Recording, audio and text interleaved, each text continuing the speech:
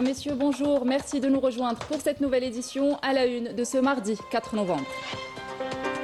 Le président de la République, Abdelmadjid Tebboune, adresse un message aux participants à la conférence mondiale sur le développement social qui se tient à Doha, lui en son nom par le président du Conseil de la Nation.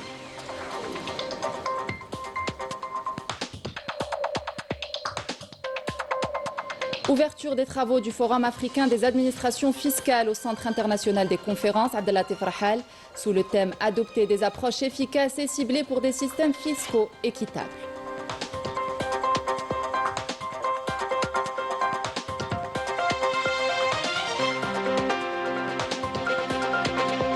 Concernant la question sahraoui, le Maroc a sans doute crié victoire un peu trop vite. Le texte adopté par le Conseil de sécurité reste fidèle aux résolutions onusiennes et réaffirme le droit du peuple sahraoui à l'autodétermination. Les détails dans ce journal. Et nous parlerons de sport à la fin de cette édition avec la suite et la fin de la 10e journée du championnat professionnel Ligue 1 Mobilis et les 3 derniers matchs qui se sont disputés hier avec le choc entre le Mouloudia d'Alger et la JS Saoura. Bienvenue à tous. Représentant le président de la République Abdelmadjid Tebboune, le président du Conseil de la Nation Azzouz Nasri prend part aux travaux du 2e sommet mondial pour le développement social qui se tient à Doha. À cette occasion, le président de la République a adressé un message aux participants à cette conférence. Le message a été lu en son nom par le président du Conseil de la Nation Azzouz Nasri qui a transmis les salutations du président de la République Abdelmadjid Tebboune à son frère Cheikh Tamid Belhamed Thani, émir du Qatar, ainsi que ses vœux sincères de réussite pour cette importante conférence mondiale. Le discours du président de la République a reflété la vision de l'Algérie et son engagement constant en faveur des valeurs de justice sociale, du renforcement de la solidarité humaine et de la confirmation de son rôle actif dans la promotion d'un développement inclusif qui respecte la souveraineté nationale et place la dignité humaine en premier plan. ومن خلال مشاركاتها اليوم تسعى إلى إبراز مسيرها المنتهج في مجال التنمية الاجتماعية وهو مسار يستند إلى رؤية وطنية جعلت من العدالة الاجتماعية وحماية الفئات الهشة وتعزيز الإندماج ركائز أساسية لسياساتها العمومية انسجاما مع التزامات إعلان كوبنهاغن لعام 95 وأهداف التنمية المستدامة. ومن هذا المنطلق كرس الدستور الجزائري مبدأ المساواة بين الجميع وضمن إدماج الفئات الهشة وذوي الاحتياجات الخاصة من خلال مؤسسات فاعلة تعنى بالمجتمع المدني وبالشباب وبالجانب الاقتصادي والاجتماعي والبيئي وبحقوق الإنسان. إن الجزائر وهي تؤكد تمسكها بقيم السلم والتعايش واحترام القانون الدولي تجدد دعمها لحق الشعوب في تقرير مصيرها باعتباره ركنا أساسيا من أركان العدالة وحقوق الإنسان. Azzouz Nasri est également accompagné du ministre du Travail, de l'Emploi et de la Sécurité sociale Abdelhak Saihi qui présentera l'expérience de l'Algérie en matière de promotion du développement social inclusif à travers des politiques nationales fondées sur la justice sociale, la protection des catégories vulnérables, l'autonomisation des jeunes et des femmes ainsi que l'élargissement de la couverture sociale à toutes les franges de la société en cohérence avec les objectifs de développement durable des Nations Unies. Lors de cette rencontre, Abdelhak Saihi mettra également en avant les efforts de l'Algérie pour le renforcement de l'emploi et de l'entrepreneuriat, le soutien aux start-up ainsi que la promotion de la transition numérique et l'intelligence artificielle en tant que pilier essentiel pour bâtir une économie diversifiée et durable. La participation de l'Algérie à ce sommet vient réaffirmer son attachement aux valeurs de paix, de solidarité et de respect des droits de l'homme et de sa volonté de contribuer aux efforts internationaux pour un développement plus juste et plus humain. Ouverture ce matin des travaux du Forum africain des administrations fiscales au Centre international des conférences Abdelatif Rahal sous le thème « Adopter des approches efficaces et ciblées pour des systèmes fiscaux équitables » organisé pour la première fois en Algérie. Ce rendez-vous réunit plus de 300 experts, analystes et représentants d'organismes africains et internationaux spécialisés dans la fiscalité, les prêts et les banques issus de 44 pays africains. L'ouverture officielle a été présidée par le ministre des Finances en présence du ministre du Commerce extérieur, de la promotion des exportations ainsi que des membres du gouvernement. Ce forum ambitionne de renforcer la position de l'Algérie et du continent africain en tant qu'acteur majeur de la coopération fiscale. Et pour plus de détails, nous avons avec nous Myriam Damis sur place au Centre international des conférences. Myriam, bonjour. Bonjour Yasmine, donc accueillir ce forum à Alger est bien plus qu'un honneur. C'est la reconnaissance du rôle de l'Algérie dans la construction d'une souveraineté économique africaine. Donc pendant toute cette semaine, responsables d'administration fiscale et experts venus de tout le continent vont échanger sur les moyens de rendre les systèmes fiscaux plus justes, plus efficaces et plus adaptés aux défis économiques du continent. Donc ces réunions confirment le rôle clé de l'Algérie dans la coopération fiscale africaine et vise à renforcer les capacités fiscaux du continent pour une croissance plus inclusive et durable. Merci à vous, Myriam Damis, pour toutes ces informations. Concernant la question du Sahara occidental, le ministre sahraoui des Affaires étrangères et des Affaires africaines, Mohamed Yeslam Beissat, a souligné lors d'un entretien accordé à la télévision algérienne que plusieurs documents diffusés par le Maroc ont suscité la controverse. Lors de cet entretien, le ministre sahraoui des Affaires étrangères a tenu à rappeler les principes fondamentaux établis par les Nations Unies concernant le droit du peuple sahraoui à l'autodétermination. Je vous invite à l'écouter. J'ai constaté que dans les documents que le colonisateur marocain fait circuler, il est mentionné les habitants du Sahara. Or, il s'agit bien du peuple du Sahara occidental. Un texte onusien parle clairement du peuple du Sahara occidental comme partie au conflit. Ce qui contredit totalement ce que le Marzen tente de faire croire sur certains espaces médiatiques. Le débat auquel ont pris part tous les pays membres a abouti à une résolution sans ambiguïté. Le peuple concerné par le droit à l'autodétermination, c'est le peuple sahraoui. La partie représentative, c'est le Front Polisario. Le cadre, ce sont les Nations Unies.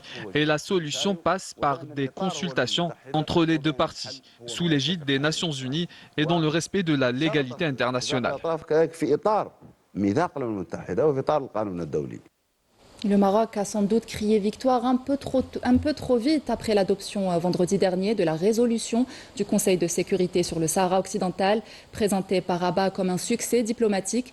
Le texte reste pourtant fidèle aux résolutions onusiennes, réaffirmant le droit du peuple sahraoui à l'autodétermination. Les tentatives de vider la question sahraoui de son cadre onusien ont échoué, maintenant la MINURSO dans son mandat et le processus politique dans le strict respect de la légalité internationale. Raouf Hamouche. Les Marocains ont trop vite jubilé après l'adoption d'une résolution au Conseil de sécurité sur le Sahara occidental. Le texte a été présenté comme une victoire diplomatique éclatante. Mais la lecture de ce texte adopté le 31 octobre dernier révèle une réalité bien différente. Aucun passage ne reconnaît la souveraineté du Maroc sur le territoire sahraoui. Le texte réaffirme au contraire la nécessité d'une solution politique mutuellement acceptable, conforme à la Charte des Nations Unies et au droit à l'autodétermination du peuple sahraoui. La MINURSO, que le Maroc voulait soit démanteler, soit transformé radicalement quant à son mandat, a vu son mandat précisément prorogé d'une année. Cette prolongation d'un an du mandat de la MINURSO constitue un message clair. Le Conseil de sécurité maintient sa confiance dans la mission onusienne chargée du suivi, du cessez-le-feu et de la préparation du référendum d'autodétermination. L'option d'un démantèlement souhaité par le Maroc a été écartée. Le plan d'autonomie marocain, présenté comme la seule solution possible, est également cité au conditionnel. Parmi d'autres propositions, aucune exclusivité ne lui est reconnue, ni aucune légitimité internationale imposée. La position officielle des États-Unis du président Trump a été clairement exprimée, mais la résolution adoptée après des amendements a laissé la porte ouverte à d'autres options. Elle précise que cette proposition n'est pas exclusive. Le texte est clair, il accueille favorablement toutes les idées que pourraient proposer les parties concernées. Une position confirmée par plusieurs délégations, notamment celle du Danemark. Le projet de résolution aujourd'hui Ce n'est pas une façon de reconnaître la souveraineté du Maroc sur le Sahara occidental. Toute solution doit faire l'objet d'un accord entre les parties et doit respecter les buts et principes de la Charte des Nations Unies, y compris le droit à l'autodétermination.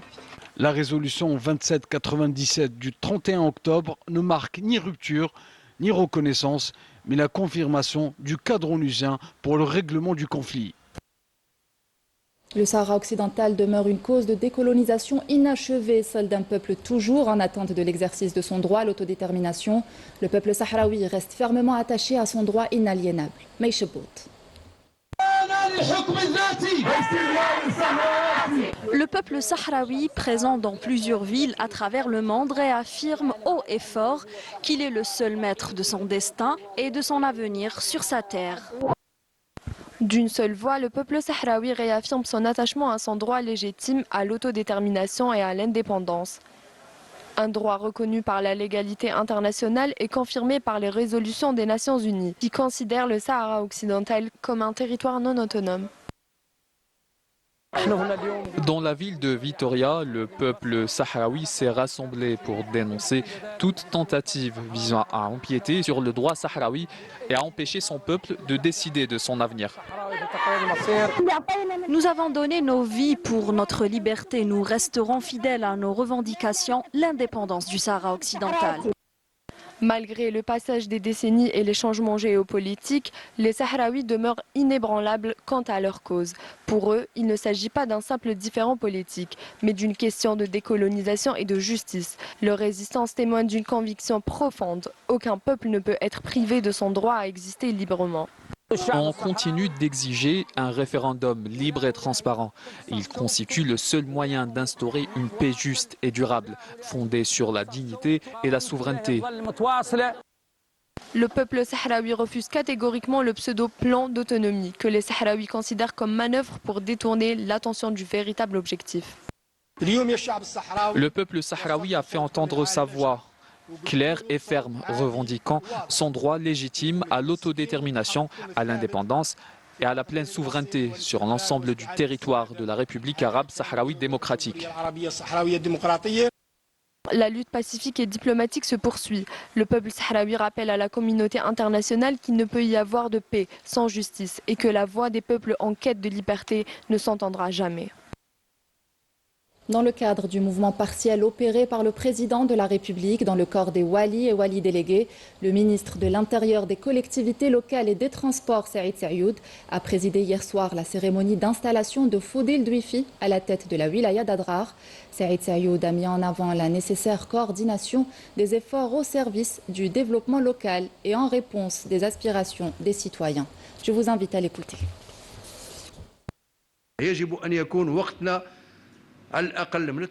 Le temps de travail doit être entièrement consacré au service des citoyens.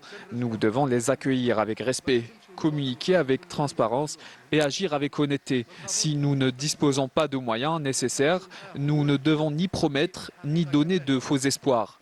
Mais si nous avons les moyens, alors c'est une faute qui nous incombe. C'est bien dans cet esprit que nous devons tous travailler.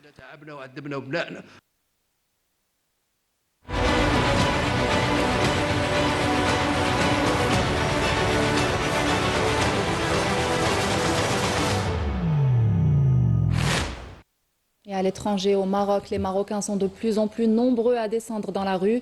Ils dénoncent la précarité sociale et la dégradation des libertés. Les organisations des droits de l'homme alertent sur une vague de répression, évoquant des disparitions forcées, des arrestations arbitraires et des détentions sans procès équitable de centaines de militants, de journalistes et de manifestants. Badia Amarni. Arrêter arbitrairement et condamner injustement des centaines de militants, de journalistes, de blogueurs ou simplement des manifestants croupissent dans les prisons du Marzen dans des conditions insoutenables. Torture, privation de soins, isolement prolongé, autant de violations commises en l'absence de tout contrôle et destinées à museler les voix dissidentes. Ils ont écrit dans mon dossier que j'étais fou, que je n'étais pas maître de mes actes ni de mes paroles. Dans certaines prisons, ils peuvent assassiner et faire disparaître toute trace de leurs crimes. Des rapports d'ONG internationales de défense des droits humains dénoncent régulièrement cette situation. Ils font part de dizaines de cas de disparition forcée, de recours abusif à la détention préventive et des procès entachés d'irrégularités. Selon plusieurs témoignages, certains détenus sortent de prison avec des handicaps physiques et de profondes séquelles psychologiques. Les familles des victimes réclament justice et réparation. Que voulez-vous que je vous dise? En rendant visite à mon fils en prison, j'ai eu très mal au cœur en le voyant. J'en suis malade. Beaucoup de témoignages rapportent un recours abusif à la force pendant et après les arrestations. Cette situation que subissent les détenus d'opinion marocains n'est que le prolongement d'une injustice qui perdure. Malgré les tentatives du Makhzen de dissimuler la vérité, les cris des victimes restent plus forts que le silence dans un pays qui ne connaît que le langage de la répression pour répondre aux doléances de ses citoyens. Sport football avant de clore cette édition avec la suite et la fin de la 10e journée du championnat professionnel Mobilis Ligue 1 et les 3 derniers matchs qui se sont disputés hier avec le choc entre le Mouloudia d'Alger et la JS Saoura. C'est le compte rendu de Hakim Keshrout. Le Mouloudia d'Alger s'est emparé de la tête du classement de la Ligue 1 Mobilis de football à l'issue de sa victoire face à la JS Saoura en clôture de la 10e journée. Dans son nouveau chaudron, Dali Ammar, Diali Lapointe de Doubiera, le doyen, a sué pour l'emporter face à une accrocheuse formation de la JS Saoura qui aurait pu repartir avec un meilleur résultat. En première période, les Algérois maladroits ont buté sur une défense adverse bien organisée autour d'un excellent gardien, Ségari. Après la pause, les supporters du Mouloudia ont dû attendre la 66e minute de jeu pour voir leur équipe récompensée sur un joli tir des 30 mètres de Bouguera.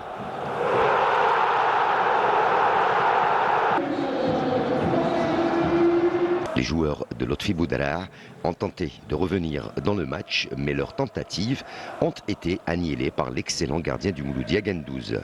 Une 6e victoire de suite en championnat qui place le Mouloudia en tête du classement avec 19 points et 2 longueurs d'avance sur les poursuivants directs, à savoir le Mouloudia d'Oran et l'Olympique Arbou. En revanche, la GSS, dont il s'agit de la 2e défaite de la saison, glisse à la 4e place avec 16 points. À Tizi Ouzou, au stade Hussein Ait Ahmed, les joueurs de l'Allemand Joseph Zinbauer ont retrouvé leur mordant en s'imposant logiquement face au Mouloudia d'Al-Bayat sur le score de 4-1. En seconde période, la GS Kabylie a rapidement creusé l'écart grâce à Mergham, 48e. Le Mouloudia d'Al-Bayat va réagir par Belmiloud qui va réduire la marque à la 63e minute de jeu.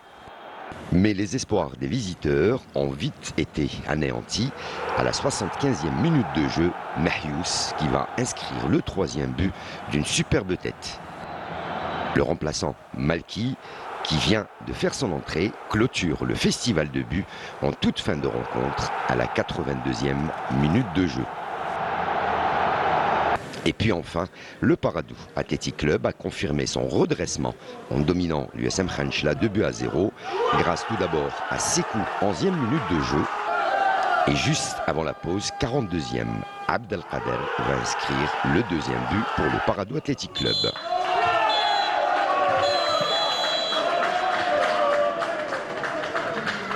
Et nous arrivons à la fin de cette édition. Merci de l'avoir suivi. Excellente suite des programmes sur Canal Algérie. Au revoir.